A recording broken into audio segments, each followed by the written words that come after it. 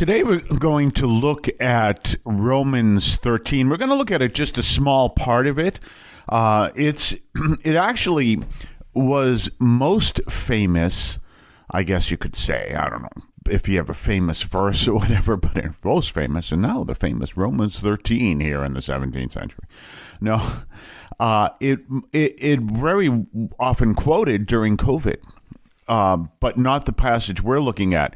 The early part of Romans 13 reminds everyone to be subject to the governing authorities, and because all authority comes from God. But what we want to look at is today's first reading, which is only 2 verses, and it explains pretty much what our entire mission is.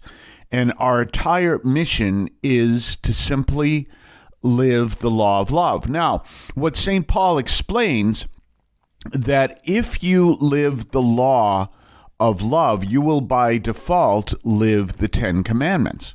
So it's an important thing. It's one of the things I teach all the time. If you live the two commandments are love the Lord your God with all your heart, soul, mind, and strength. Love your neighbor as yourself. If you live those, you will by default live the 10 commandments. Now, we all know no one lives either of those commandments perfectly. We know that. But we try, and we try to do our best. But one of the things that St. Paul says here is love does no evil to the neighbor. Hence, love is the fulfillment of the law. Well, let's take that as a syllogism. Love does no evil to the neighbor. Therefore, love is the fulfillment of the law. How do you fulfill the law? Do no evil to your neighbor. There you go. So our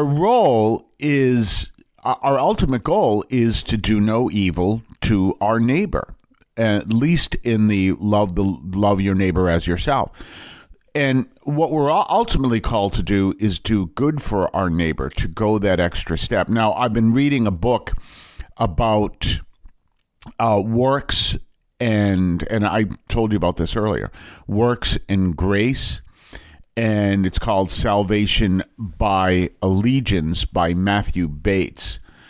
And what it talks about is that really where Jesus talks about having faith, what he means is having allegiance in many cases, to get focused on being committed to following Jesus. So have allegiance as opposed to looking at just as faith. Faith is I believe, well, you can believe in anything, but do you have allegiance to anything? And in my latest book, I talk about, which was actually published a few years ago, but in my latest book, I talk about how allegiance, how loyalty and obedience are 2 totally different things. You can be obedient to a superior, but that doesn't mean you're loyal to them. And so loyalty and obedience are 2 different things. Well, in the same way, what he brings out is believing in someone and being committed to them, having allegiance to them, are 2 different things. So one of the things he's talking about is also understanding that difference between faith and works. So and of course he uses the term allegiance.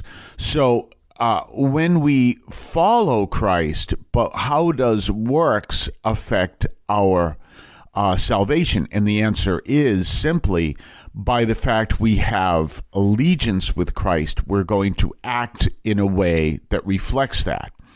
Is ultimately what really, and this is what the church teaches. There are some people that say, no.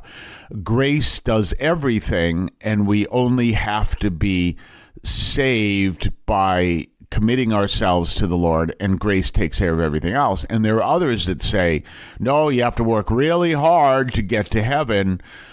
Those are extreme positions. One is more common. Grace, it does everything, is more common in the Protestant communities.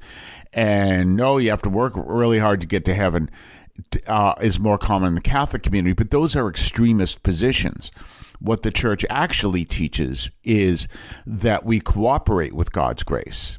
So we are not saved by works, because then you wouldn't need God's grace, or the works wouldn't do you any good. I can talk about that in a second. Or you are saved by grace. Those are the extremist positions where you don't have to do anything. And no, we actually respond to God's grace by responding to God's grace, we show our allegiance to Christ. Now, when I said your works and that might not work, I said I'd get back to that.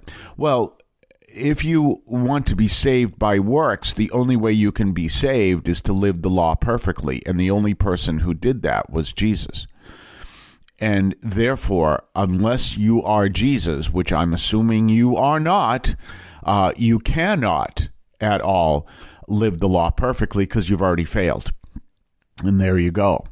And so you live the law perfectly if you don't need God's grace. But we are actually saved by God reaching out by his grace and our response to it, our cooperation with it. So that's where we're really coming from. And that's where our salvation comes from. But what does St. Paul says? What do our actions portray? And in this particular part, he says to him specifically that we do no wrong to the neighbor.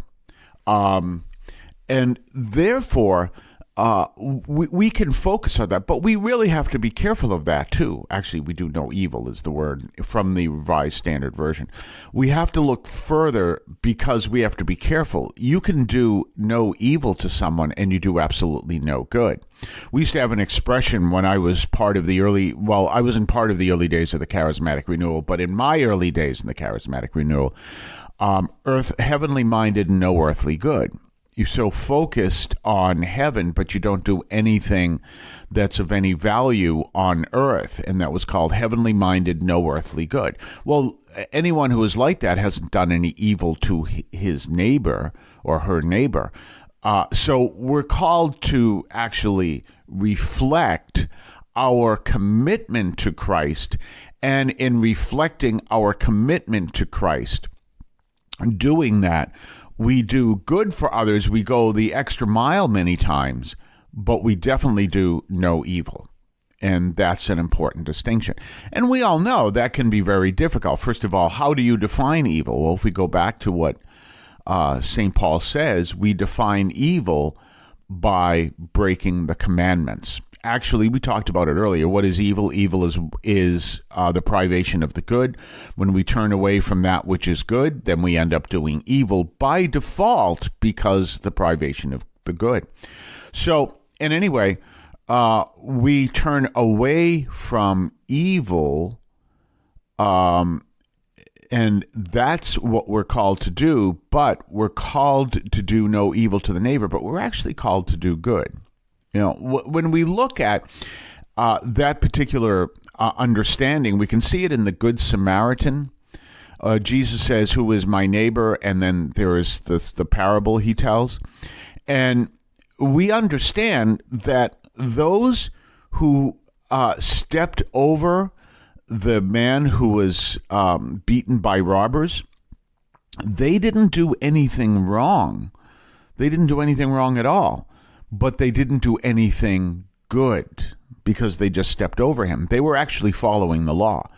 And what St. Paul is talking about here is do no evil to the neighbor, but we also want to do good because the Good Samaritan did good. You see that? But we do have an understanding. One of our focuses is to be focused on not doing evil. So we don't commit adultery. We do not steal. But notice another one. I think it's Dennis Prager who puts out that this is one of the most important commandments. Do not covet. When we covet, it's like what this person has, I want. Literally, it is, I want that. Now, obviously, this is in the time of St. Paul, and this is long, long, long before the Industrial Revolution. But what did the Industrial Revolution produce? Exact duplicates of what it is that you are looking for, what it is that you want. So if your neighbor has a blue car made by Joe Motors, you can now buy a blue car made by Joe Motors. Thank you, Henry Ford, because through that process, you can actually buy a duplicate car that is identical to the one that your neighbor has.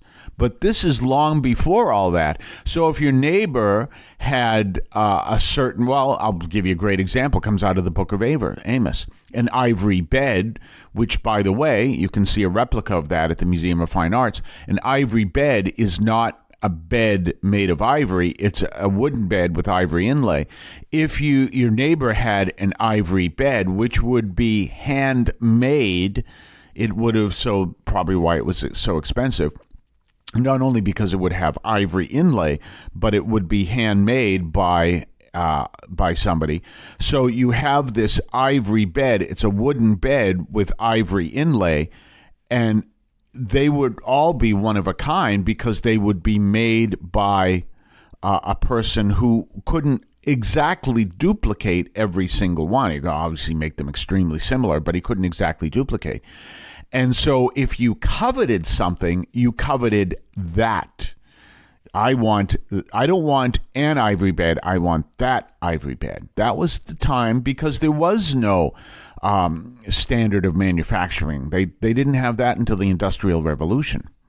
One of the fascinating stories that Karl Marx talks about, and I'm not a Marxist, but always remember this. Always remember this. And any philosopher you may listen to, every single philosopher you may listen to, whoever it may be, he could be completely wrong, but as the saying goes, a broken watch is right twice a day. And he will say things that are actually right. If he said things that were completely wrong all the time, no one would care. No one would listen to him. But that's the reason why he gets away with what that people listen to him, because there are certain things he says he is right. And he talked about labor was under the Industrial Revolution, because Marxism rose because of and during the Industrial Revolution. If you have someone who is alienated from their labor, so let's take an example that comes to us from a famous parlance in our English language, sabotage. Well, sabotage is a French word, and it comes from and it means to break something, and maybe as a form of protest. I don't know the exact dictionary definition, but you know what sabotage means. So sabotage comes from the word sabot, which is the French word for shoe. So what would happen is now the shoemakers who put themselves into every shoe they made are now just pressing buttons at a machine. So they're alienated from their work. Their machine is doing the work, and they are relegated. These master shoemakers are relegated to nothing more than apprentices, if that. You understand, or even just not even apprentice, not even to the level of apprentice. And so they were angry about that, and they would break the shoe machines, which is where we get the word sabotage. Well, what's the cause of that? The person no longer puts themselves into the labor. The shoe they make is no longer a part of themselves, carefully designed and crafted just the way they want it for a particular person. They're now manufactured. They're now duplicates, right?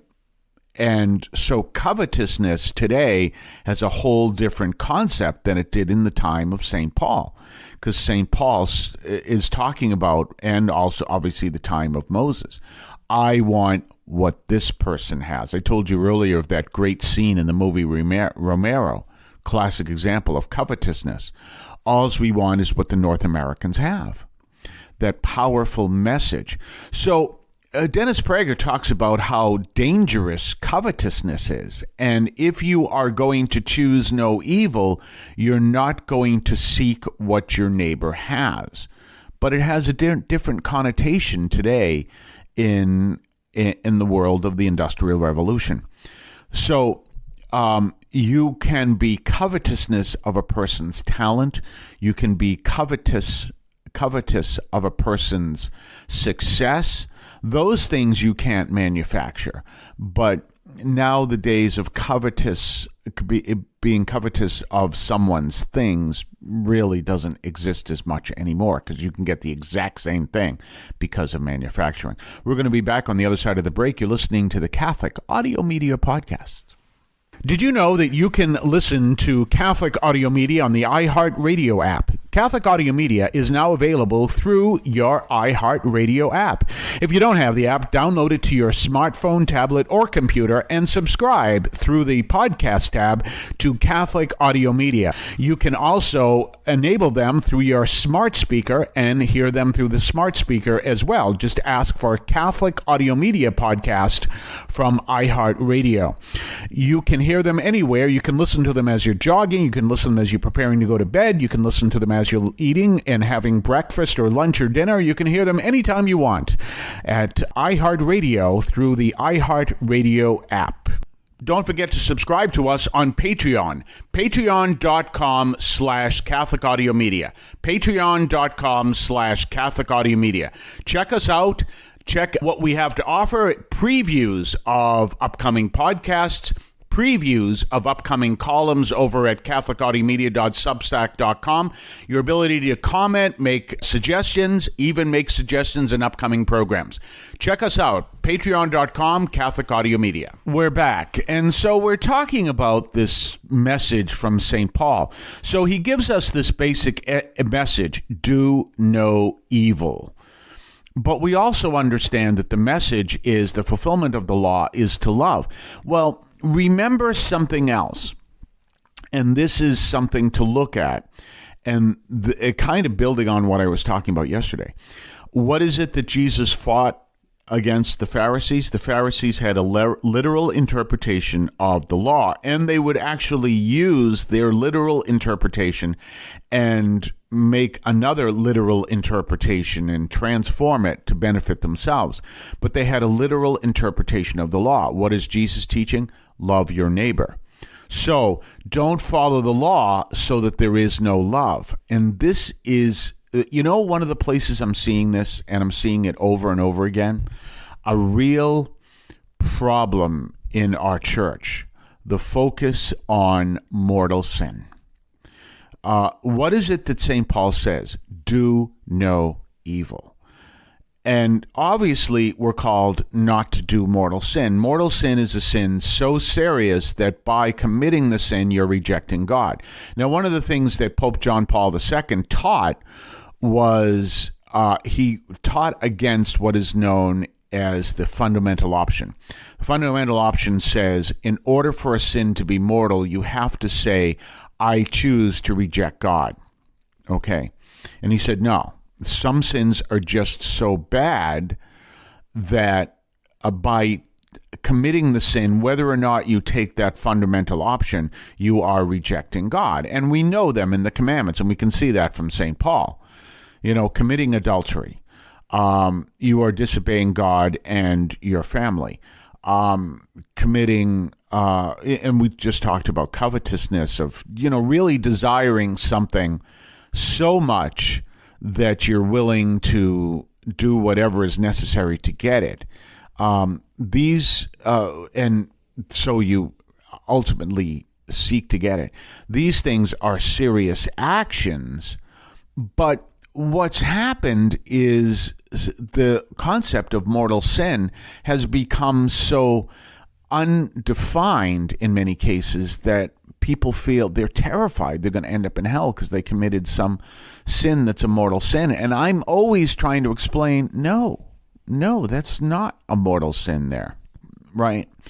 And that's an important distinction, because what happens is that if you're convincing people to live in terror of God, you're convincing people to be we're supposed to have a certain respectable fear of God, but we're not supposed to be in terror of God. That's ridiculous. God shouldn't be our greatest celebration of Halloween, now that we're in the shadow of Halloween. No, but you've got people who believe this, that, that live in this fear of God is going to cast them into hell, and they have no intention. They are struggling with their own weakness, but they have no intention of rejecting God. Everything they do speaks of how much they love God. They pray every day, everything else. And they seek to do the right thing, and they seek to be, and they go to Mass every Sunday, and they pray every day, and they get involved. And they seek to do what the church teaches, but the human weakness comes in, and they may not do things the way the church is calling them to do. And there are people saying that, especially online, especially in the Catholicism forum on Reddit, that is mortal sin. Maybe I should say one of the issues with the Catholicism forum on Reddit is they have moderators and they will remove things that they think break their rules and stuff. But unless someone, and I've done it myself, steps in and say, no, this is incorrect or whatever, no one will go in and say, no, that's incorrect. You see, and even people will, they'll go in and say something's incorrect and they'll be wrong. Or they'll direct people to the Ask Priest forum on Reddit.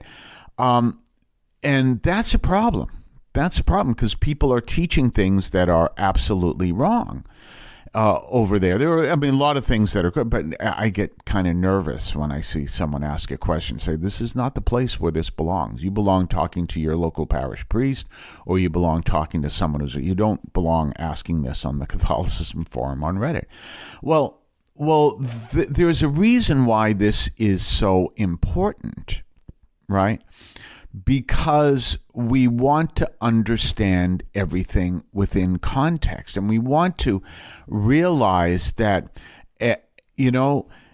the Lord wants our salvation. He does everything he can that we may be saved. That was my homily on Sunday. So we're called to cooperate with that grace. But this whole concept that God is just waiting to cast you into hell and all these people are going, and there are plenty, even bishops, who will be teaching this. Usually the bishops who hated, well, I shouldn't say that. Among them are the bishops who hated Francis. I'll put it that way. I'm not saying the ones who disagreed with Francis aren't necessarily teaching bad stuff. As much as I agreed 100% with Francis, Pope Francis to you. But this whole concept of just wanting to cast people into hell, and it's always those people who are going to hell. Always remember that.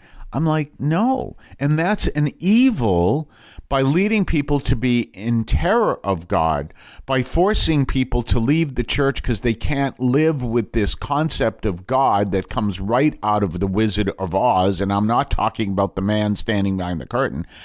And they end up leaving the church. Well, that's an evil. That's an evil because you're giving someone a false concept of God. Can you give someone an accurate, true concept of God? No, because we're still learning of God. That's the whole point of the beatific vision. It's infinite. You're constantly coming to understand more of who God is, constantly. So we have this deep reality that's there, and we want to be careful of leading people of doing evil. And one of the evil things we can do is to tell people that they have a very slight chance of being saved. No, we can't do that. We can't teach that. We can't live like that. We can't live. We've got to teach. And what is it we're called to do? Not do evil. That's right from St. Paul today. But we're also called to do good. St. Thomas Aquinas says, do good and avoid evil. It's called, now I forgot the word. Sitzenleben? No, it isn't that. It's called synderesis. Synderesis. Okay, that's one of those things. Yeah, I won trivia on that question. I won a trivia contest. They gave me a plastic trophy. Yeah, but it's not really an important word to know because what does it mean? Do good and avoid evil. St. Thomas Aquinas. So that's what we're called to do. But understand, that's what we're called to do. Do good and avoid evil. this whole concept. One of the things, if I were to correct something that's out there, what I would encourage? I would stand up. This should be number one. That's when I would bring the Wizard of Oz image in. People who chew gum during funerals, drives. You mean someone could come to my mother's funeral and be chewing gum? That's so disrespectful. You'd be surprised how often you see that. I make an announcement: if you're chewing gum, please. I should say, if you're chewing gum, please don't come for communion. But I always say, you have to dispose of it before you receive. And someone said, why do you have to announce that? I said, stand with me sometime and look at how many people in a funeral at Mass are chewing gum. That's... There's where you need the Wizard of Oz right there. No, there are serious sins, and St. Paul brings them up. But, at one time it was taught, if you don't send your child to a Catholic school, that's a mortal sin. What? What? Especially now because they're so expensive. What? No. And we want to have a good image of sin, but this image of teaching people to be in terror of God is completely wrong. And that's a form of evil that needs to be avoided. We'll be back right after this. You're listening to the Catholic Audio Media Podcast. Life can be challenging, but amidst the trials and tribulations, there is wisdom to be found. Welcome to Sirach 2, a chapter filled with timeless guidance and insights from the book of Sirach. In this chapter, we learn the importance of remaining steadfast in our faith, even in the face of adversity. It teaches us to be patient, for trials can shape our character and lead to spiritual growth. Seeking wisdom and understanding is of utmost importance. Sirach 2 reminds us to study the teachings of the wise, be open to correction, and follow God's commandments. By doing so, we can find true fulfillment and blessings. Don't be discouraged by the temporary prosperity of the wicked or the challenges you may face. Trust in God's justice, for He rewards those who diligently seek Him. Join us on this journey of faith as we discover the path to a meaningful and fulfilling life. Sirach 2 is your roadmap to wisdom, patience, and eternal blessings. Read Sirach 2 and let its timeless wisdom guide you through life's ups and downs. Available now in the book of Sirach, part of the Old Testament. Brought to you by the Voice of St. Anthony Parish in Alston. Don't forget to subscribe to us on Patreon. Patreon.com/Catholic Audio Media. Patreon.com/Catholic Audio Media. Check us out. Check what we have to offer. Previews of upcoming podcasts. Previews of upcoming columns over at catholicaudiomedia.substack.com. Your ability to comment, make suggestions, even make suggestions in upcoming programs. Check us out, patreon.com, Catholic Audio Media. We're back. So we've been talking today about that whole understanding. If you want to live your faith, St. Paul says it right there. Don't commit evil. We know that. But St. Thomas Aquinas tells us to do good and avoid evil. But one evil you can commit is by teaching people that they need to live, not have a fear of God, live in terror of God. No, we can't do that. They must be in terror of God. I mean, that's the Wizard of Oz image of that hologram. Silence! And people teach that. And it really, and like it says, you can find people on the Catholicism forum on Reddit teaching that. No, this is sin. No. We really have to avoid this teaching, because if you really study what it is the church teaches, and obviously that's what I do, you understand that God does everything He can that you can be saved. Your only duty is to cooperate with God's grace, which, as St. Paul says, is to avoid evil, and St. Thomas Aquinas says to do good and avoid evil. Whatever the case may be, this is what we're called to do. We're called to do good. We're called to avoid evil in cooperation with God's grace. Don't live in terror that God is going to cast you into hell. Unless you're chewing gum in church. That's one. The Catholic teaching in this podcast is reflected and presented as accurately as possible. The opinions expressed are those of the participants and do not necessarily reflect those of the Archdiocese of Boston or any other institution.